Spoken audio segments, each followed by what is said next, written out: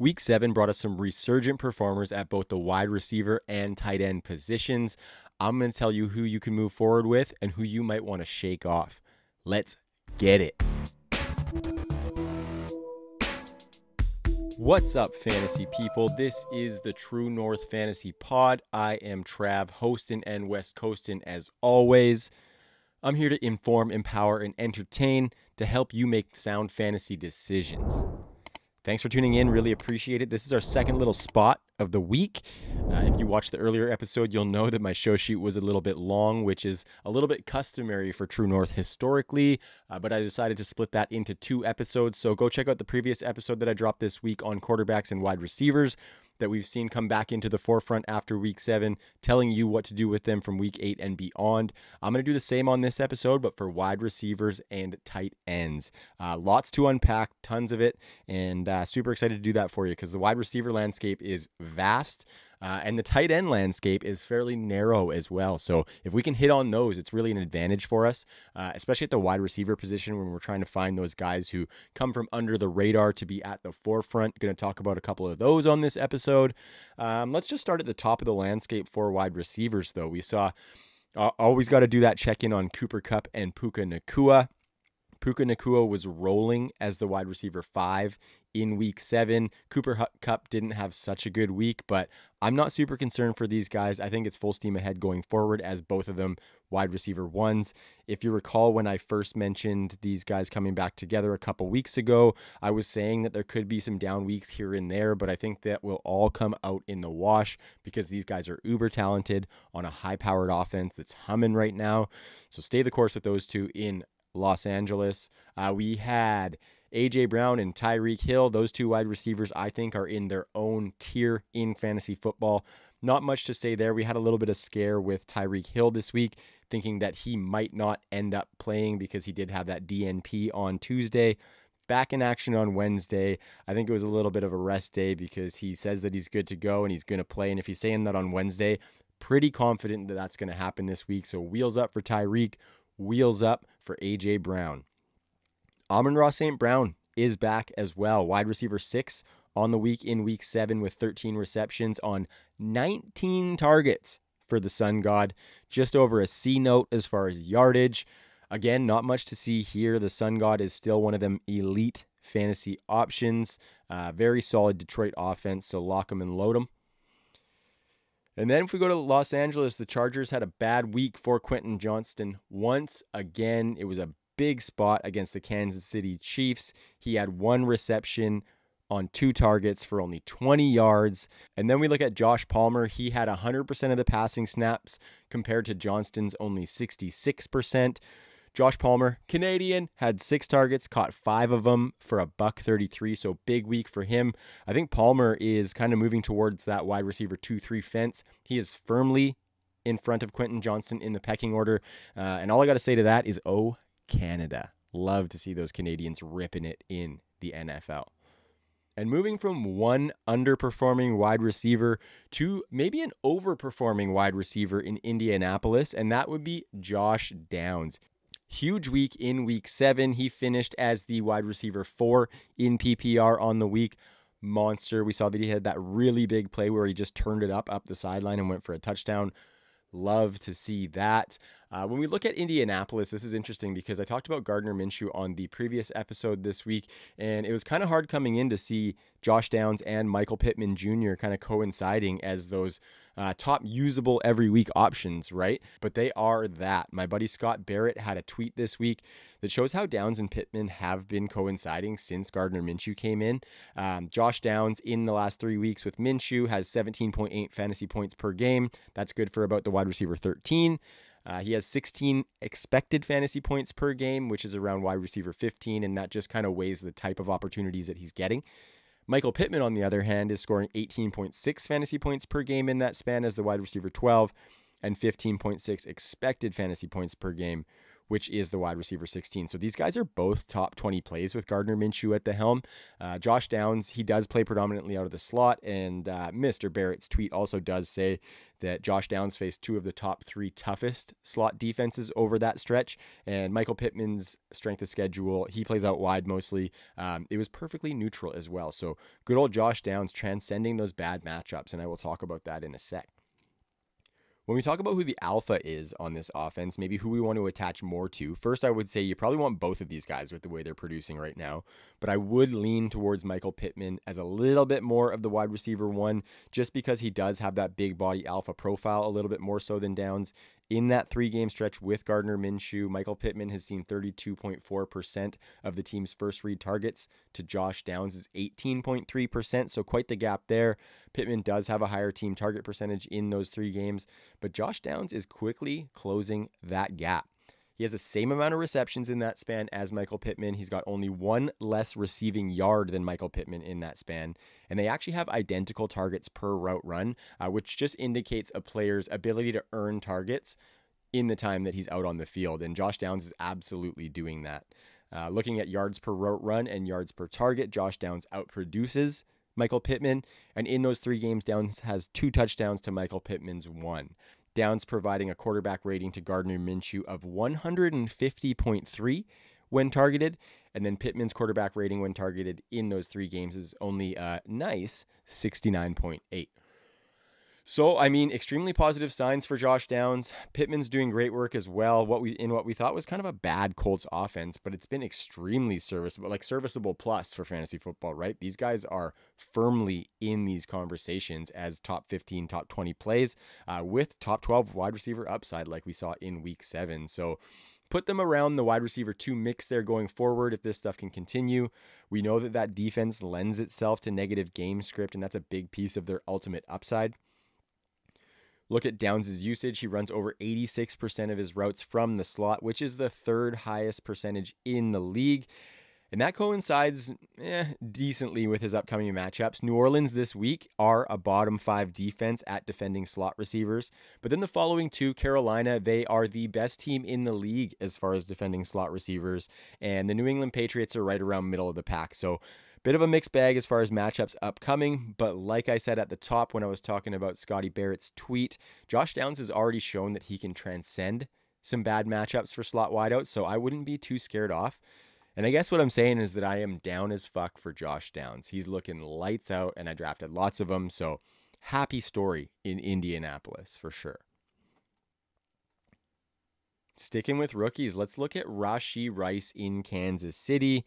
That Chiefs wide receiver room, one that we haven't previously wanted to attach to post Tyreek Hill, but Rashee Rice is looking good as of late, and I think he has moved firmly into that wide receiver 3 flex conversation. Probably falls into like the Josh Palmer, maybe the Gabe Davis realm, where he's attached to an elite quarterback. He is not going to have any chance of being number 1 in the pecking order, and that's going to bring some inconsistency for him from week to week, but he has started to heat up for fantasy football. In the past 3 weeks, he's averaging 5 targets and 55 receiving yards, 2 touchdowns in that span, and he is the wide receiver 24 over, yes, a small sample, but a sample nonetheless. And when we look overall at his volume, he has been really efficient on some low volume work. We're starting to see that volume go up a little bit in the past few, like I mentioned. Week 5, he had 18% snaps. In week 6, he had 39%. And then last week in week 7, he was all the way up to 55%. So you love to see that. He seems like he's kind of separating himself a little bit from these other wide receivers. Marquez Valdez-Scantling is getting a similar number of snaps, but I mean, we know what he does. He goes vertical, and that's about it. Rashee Rice is doing some different things than MVS. I actually talked about it as far as the wide receiver room in Kansas City on the Undrafted Fantasy Football podcast a couple weeks back. Make sure you go check that out with my friend Jax Falcone of the Undroppables. But basically I was saying, like, we always want to try and attach to one of these Chiefs wide receivers just for their connection to Patrick Mahomes. And that hasn't been great. Basically every season you tried to do that the past few years since Tyreek Hill left, that has been a bad decision, really. These guys aren't producing. The target share is very spread around. I said it on that other pod as well, that they seem to have a bunch of guys who have similar skill sets or can do similar things when you look at like Kadarius Toney, Mecole Hardman, both kind of speed-ish guys, smaller. Rashee Rice is a little bit different than those guys, so I think he brings a new wrinkle. And the great thing about Rice compared to those other options is that he was basically free. So in your dynasty leagues, he was like a third, fourth round rookie pick, or you got him completely free on waivers and you didn't have to give up anything meaningful to get him. Even in drafts this year, he went undrafted for the most part. So yeah, definitely waiver wire fodder that you picked up and now you can slot into your offense. Nobody really expected much from Rashee Rice this year, but if we look at his ranks among rookies, I did put an Instagram post out and something on TikTok that just shows some of these stats for Rashee, so please make sure you go follow us over there. But when we look at wide receivers that were drafted in the first 3 rounds, basically what I'm trying to say is excluding Puka Nacua, because what he's doing is crazy and none of these other guys can touch that.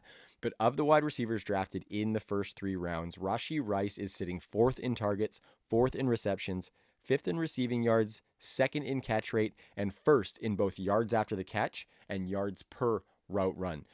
So much better than expected. Really just a fantasy asset that we didn't think we were going to have right now. So he's kind of that cherry on top. Decent matchups upcoming as well, starting this week against those lowly Denver Broncos. They give up the 10th most receiving yards to pass catchers lined up out wide or in the slot. And when we look at Rice, he's in the slot 58% of the time, out wide the rest. So he does move around, and the Broncos are susceptible to both. We like that. And they're also giving up the 2nd most receiving touchdowns to those wide receivers as well. So I think Rice is going to have a good week in week 8. He is cooking, and I'm starting him in every league I've got him. And I think you should definitely put him into that consideration yourself.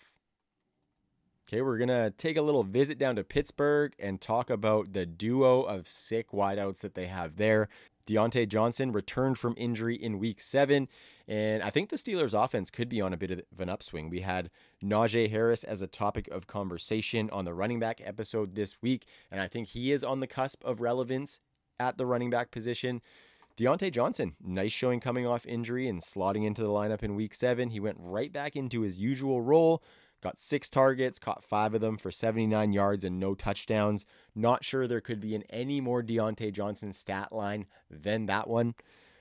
I think the most encouraging sign was that Diontae Johnson and George Pickens were able to coincide. They soaked up 58% of Pittsburgh's targets in week 7, and that is exactly how this offense should be operated. The passing work should funnel through those 2 wide receivers, with Pickens offering that ultimate big play upside and Diontae Johnson taking some of those shorter targets, doing a little bit of work after the catch, maybe not giving you as many touchdowns.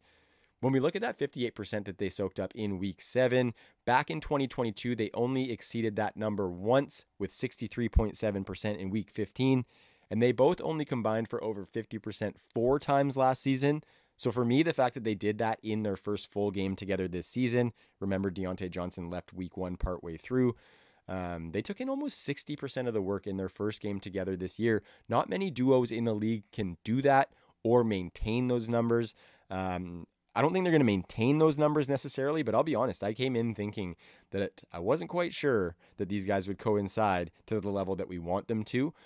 We have seen George Pickens take a huge leap this season into one of those under-the-radar best fantasy receivers in the league. Like, he is up there with all of the studs so far this season. And yeah, week 7, just positive signs for them being able to continue doing this. I think the wrench that could be thrown in is Fryer Tudd. Pat Freiermuth will be involved in this offense when he gets healthy, especially in the red zone. So with him involved, I don't think that 50% is going to maintain for these guys, but I think there's still some quality production to be had among the wide receiver ranks in Pittsburgh with Pat Freiermuth healthy. And I think until Pat Freiermuth is back, you got to treat these guys as top 20 receivers if this target funnel continues. What you have to do there is just kind of plan for when he does come back, that levels out a little bit. And I would say that Diontae Johnson probably is the guy that takes a little bit of a bigger hit than George Pickens with Freiermuth back. But the next 2 matchups, Freiermuth won't be there. They're against the Jaguars and the Titans. Those are 2 of the juiciest matchups for wide receivers in the league. So when you look at Diontae Johnson and George Pickens, I think in week 8 and week 9, you got to ride that lightning as top 20 plays because I think they're going to give it to you. Before we move into the faves and fades, I just do want to give a big shout out to Jalen Hyatt. He had a monster game for the Giants in week 7.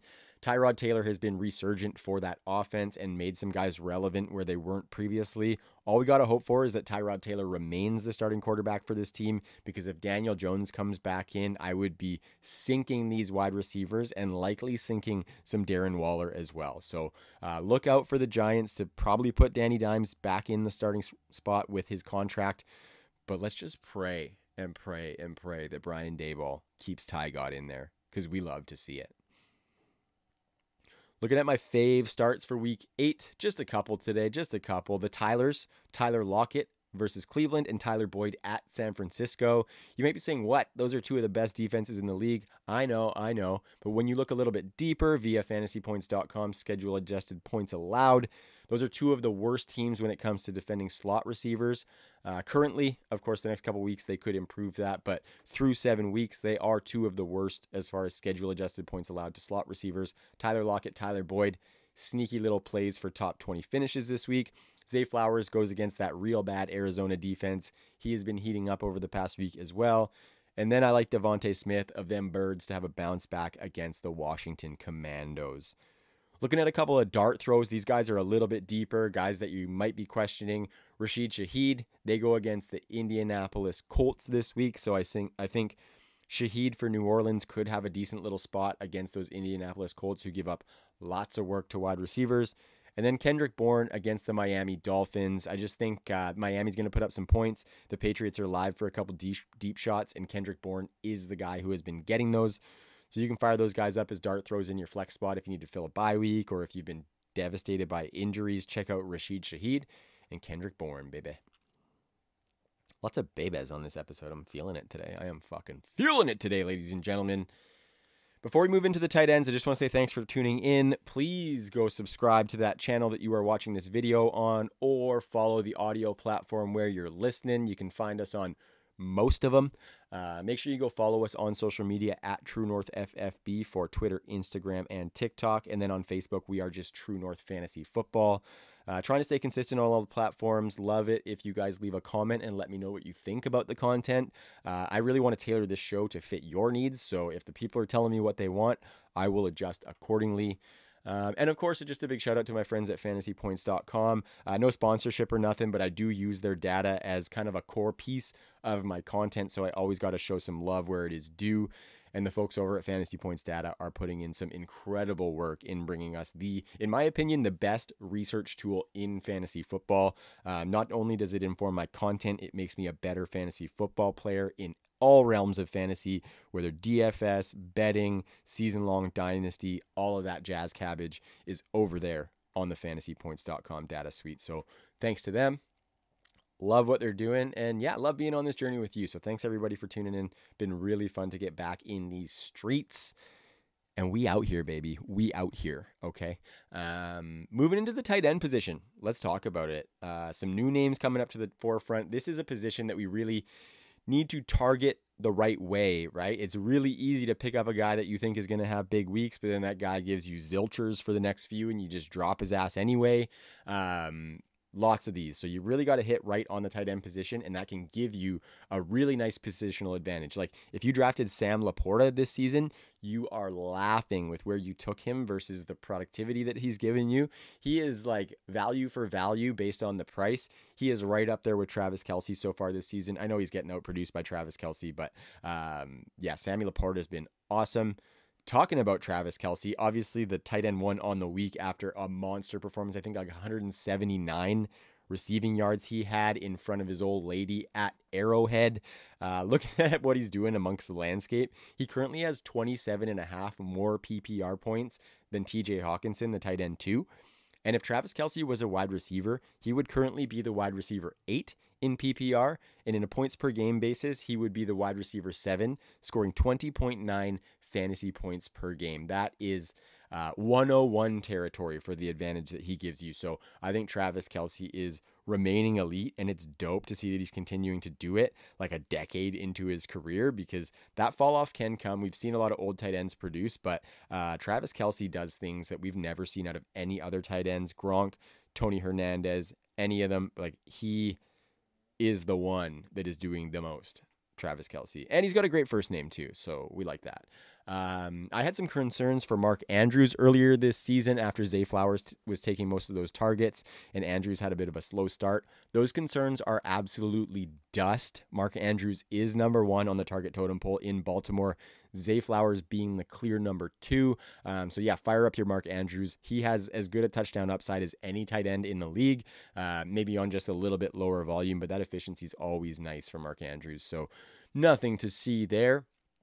Darren Waller, I mentioned a little bit of Tyrod, mentioned a little bit of Jalen Hyatt. Darren Waller came back with a top 5 week, and I think he's a top 5 play while Tyrod Taylor is the starter. Monitor when Danny Dimes comes back because Darren Waller, unlike the wide receivers in New York, was still getting upper echelon volume for the most part among tight ends. It just wasn't amounting to anything. So Darren Waller could maintain that status if Daniel Dimes comes back in. I just don't see the receivers maintaining steady production. But Darren Waller could, but I'm not necessarily banking on it. So it's more of a monitor than something I'm putting my stamp on, if that makes sense.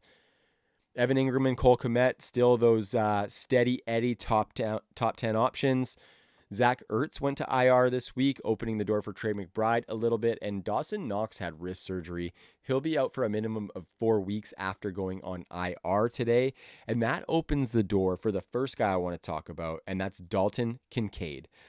Not going to go deep into him because I'm in a bit of a weird spot. I'm recording this on Thursday afternoon, and there is the Thursday nighter that the Bills are involved in. So by the time I release this episode, we will have another game in the chamber for Dalton Kincaid, and so some of these numbers could change.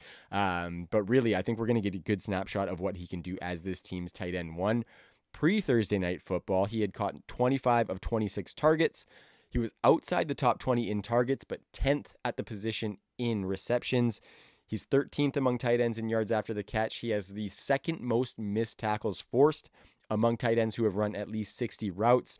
And he's in the slot over 50% of the time, which we like for tight end fantasy production. All of that stuff is with Dawson Knox being very involved in this offense and soaking up more volume than has Dalton Kincaid. So the fact that he's shown well with Dawson Knox in the fold and his potential with Dawson Knox out to get a firm grasp on this starting job, I really think Dalton Kincaid could have some nice upside as a top 12 fantasy option. We are seeing that the Bills are starting to use their tight ends more and more in high leverage situations. So I think Dalton Kincaid, while Dawson Knox is out, is a weekly start if you don't have one of those elite options. And I think he's got some nice work ahead. When we look at the matchups for him after this Thursday nighter, his next 3 matchups are against teams that are currently bottom 6 as far as schedule adjusted points allowed to tight ends. So giddy up. Last one I'm going to go into is Dallas Goedert. You guys know I'm an Eagles fan, so I love to see it. And Dallas Goedert is heating up over the last 3 weeks. He's averaging 78 yards on 7 targets with 2 touchdowns over those 3 games. He is the tight end 3 in that span, scoring almost 18 fantasy points per game after being the tight end 30 in the first 4 weeks of the season. So quite the contrast on his last 3 weeks versus his 4 weeks prior to that. I think he probably settles into that tight end 5 to 9 range by season's end. I will say finishing as the tight end 3 is probably more likely than him finishing outside of the top 20.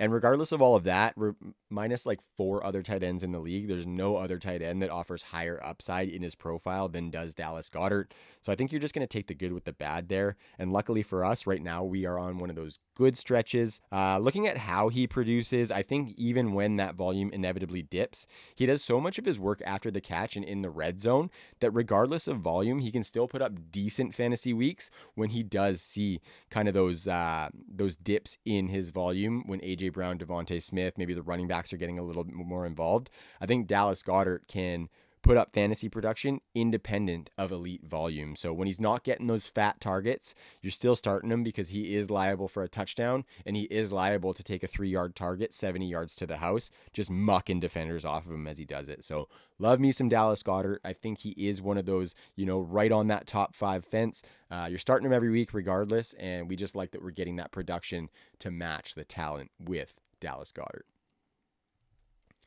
Not going to give you any fave starts for week 8 because tight end is fairly sparse. And so most of the options that are my favorites are fairly obvious starts.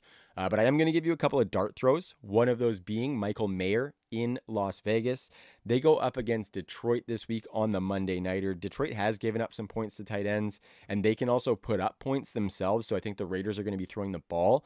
And with that, I'm basically just hoping that Michael Mayer can get himself a tud bucket. Even though he had a bad week 7, he still averages 4 targets and 42 yards over the past 3 games, and that right there is a dart throw tight end if I've ever seen one. So you can fire up Michael Mayer if you're desperate and just kind of hope for the best. Like I said, you need to get that touchdown out of him. Could happen. Could happen. Last one is totally disgusting, and I completely understand if you just want to ignore me on this one.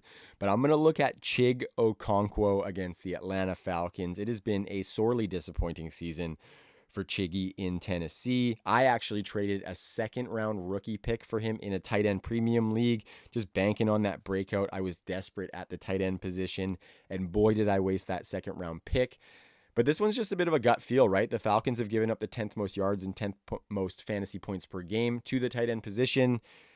We got Will Levis coming into the fold as the starter, so hopefully that rookie quarterback relies on that tight end for security, and hopefully Chig Okonkwo, who's been getting good volume, getting good usage, just getting zero work. I think Chig Okonkwo could have a decent little day today against them Falcons. They are really good against the run, and we know the Titans like to run the ball, so if the Titans get stuffed a little bit at the line of scrimmage, they're going to resort to that short passing game a little bit more, and I think Okonkwo is one of those guys, so that's what I got for you on this one. We talked about the wide receivers and the tight ends. Please make sure you go back and check out that quarterback and running back episode. There was lots of good stuff on there. And then between the 2 episodes, you will have the whole kit and caboodle as you prepare to move into week 8. So really appreciate you tuning in. Like I said, at True North FFB on the socials. Main thing is to subscribe to that YouTube channel. That really helps when you leave a comment as well. So please go do that. Let's get chatting. Love seeing that everybody's checking out the videos and getting that feedback. So let me know, and let me know what you want to see. But until then, yeah, I just hope everybody has a really good week 8. Go out and get them W's. Maybe stack a little cheddar if you're placing some bets this week. But until week 9, hope you have a good one. Peace.